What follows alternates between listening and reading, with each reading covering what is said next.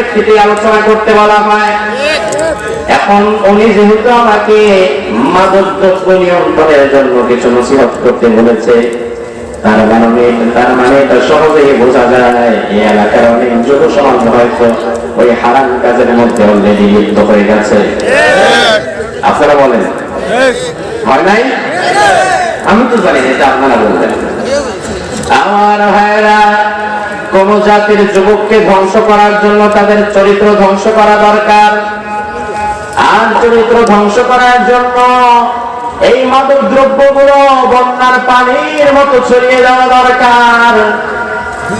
এখন মাদক দ্রব্য এতটা খারাপ জিনিস, এই মদ যারা খায় তাদের মস্তিষ্ক বিকৃত হয়ে যায়। আবার এই জন্য ইসলাম আমাদের মদ খাওয়াটাকে হারাম করেছে।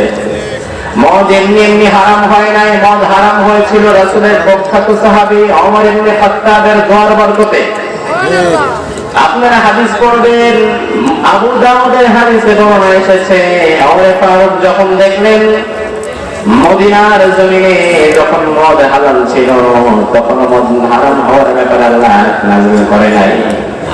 মদ খাওয়া তখন বৈধ ছিল।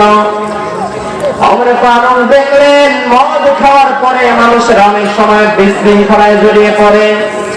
তিনি আল্লাহর দরবারে দোয়া করলেন, আল্লাহ আল্লাহুম্মা বায়্যিন লানা ফিল খামরি বায়ানান শিফান। ও আল্লাহ, মেহেরবানি করে মদের বিরুদ্ধে আপনি একটা ফয়সালা নাযিল করেন।